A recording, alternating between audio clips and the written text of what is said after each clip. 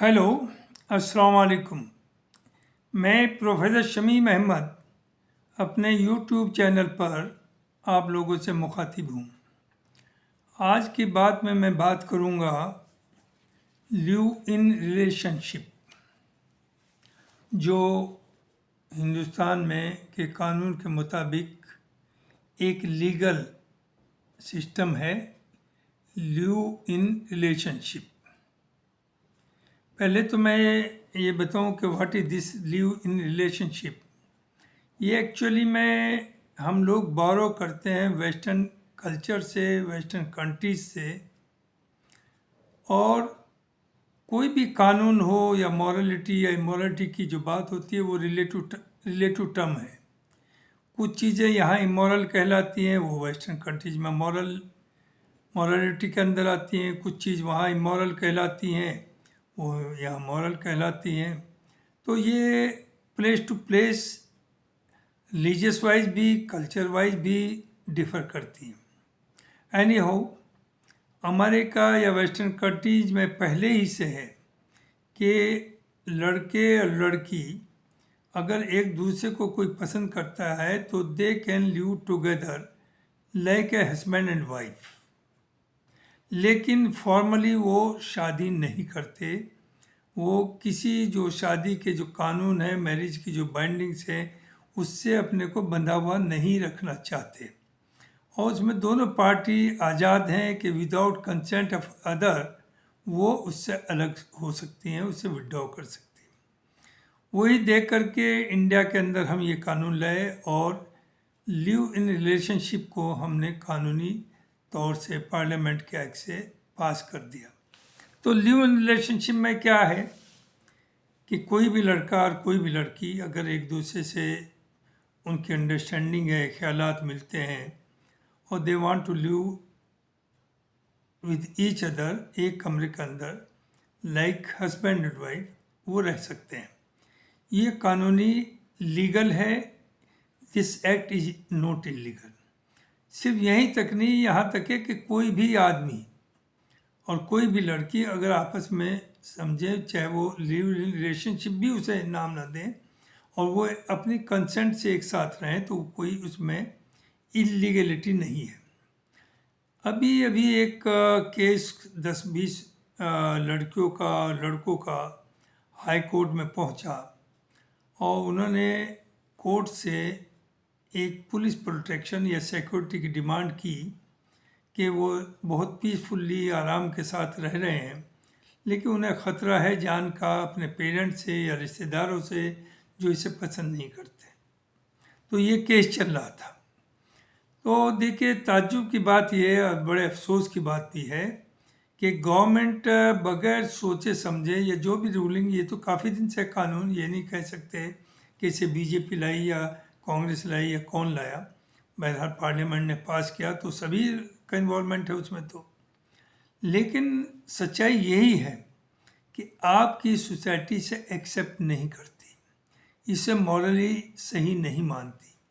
और अगर एक लड़का 5 या 10 साल तक और एक लड़की इकट्ठे रहते हैं तो नंबर एक तो कि जो अगर उनके बच्चे होते हैं तो उनका कोई लीगल स्टेटस नहीं है, प्रॉपर्टी में वो सब प्रॉब्लम आती हैं और सोसाइटी में भी आती हैं। Society does not accept them. तो ये दीज आर द प्रॉब्लम्स और यहाँ आ रही हैं, लेकिन हमने नकल करके ये कर लिया। दूसरी चीज़, अगर 5 साल साथ रहने के बाद या 10 साल साथ रहने के बाद वो अलग होना चाहें, तो यहाँ तक हो रहा है कि लड़की चार्ज लगा देती है कि साहब देखिए, मुझे 10 साल तक साथ रखा, मेरे साथ फिजिकल रिलेशनशिप ली रखी और मुझे तो शादी का वायदा किया था, वो तो आप नहीं कर रहे हैं। अरे भाई, लिव इन रिलेशनशिप में शादी का कंसेप्ट ही नहीं है। और दूसरे, अगर आप इतनी साफ सुथरी थी तो आपको लिव इन रिलेशनशिप में रहना ही नहीं चाहिए।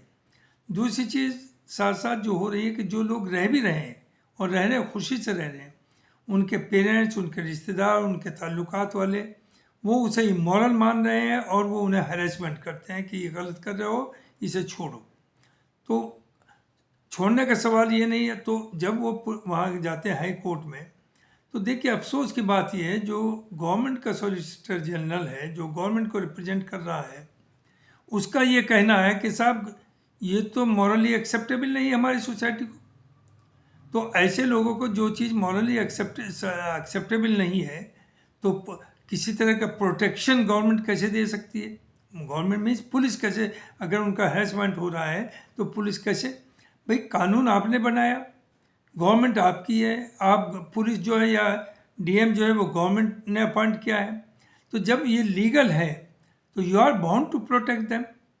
वो चीज़ अलग है मॉरली है या नहीं। मॉरली तो मैं भी समझता हूँ कि हमारा समाज, अगर कोई लड़की का ये मालूम हो जाए कि 5 साल किसी के साथ वो रही है, फिजिकली उसके साथ एक घर में रही है, लिव इन रिलेशनशिप में रही है, तो उससे कोई आसानी से, देखिए रेयर केस तो सब जगह है, लेकिन आसानी से उस लड़की से शादी नहीं करता।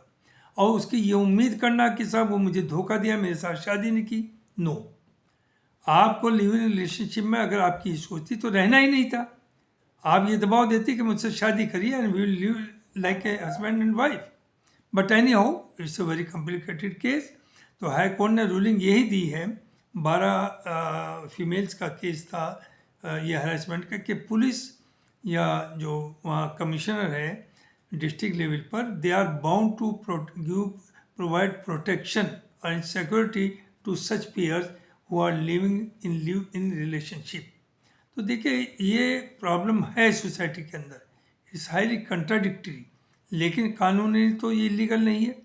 तो दूसरी तरफ ये भी है, एक कानून आपके यहाँ है मॉरल ट्रैफिकिंग।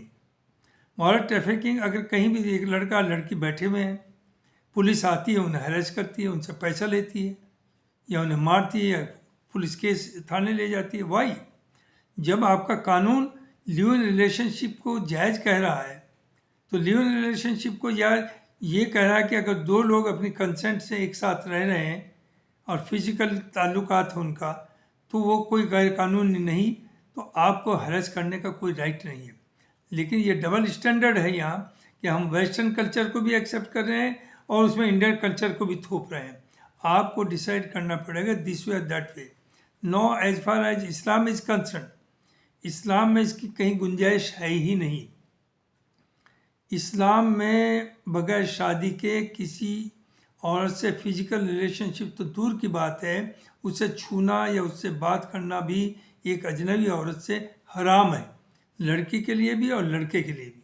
तो इस्लाम में तो ये, मुस्लिम्स में तो ये मुमकिन ही नहीं है कि आप लिव इन रिलेशनशिप में रहें, और अगर लोग रह रहे हैं तो उसे सर्टेनली इस्लामिक लॉ जो है या मुसलमान जो है उसे एक्सेप्ट, ये नहीं कि 50% करते हैं, 100% नहीं करते हैं, वो इमोरल एक्ट है उनका। बट लीगली गवर्नमेंट के कानून से चले तो वो लीगल है, नथिंग, यानी क्राइम नहीं है, क्राइम नहीं, मॉरली कुछ भी हो।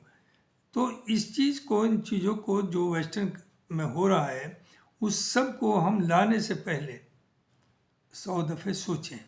क्या वो, जैसे मैं बाद में करूँगा इस पर बड़ी बात, आउटसोर्सिंग का मामला है। What is outsourcing?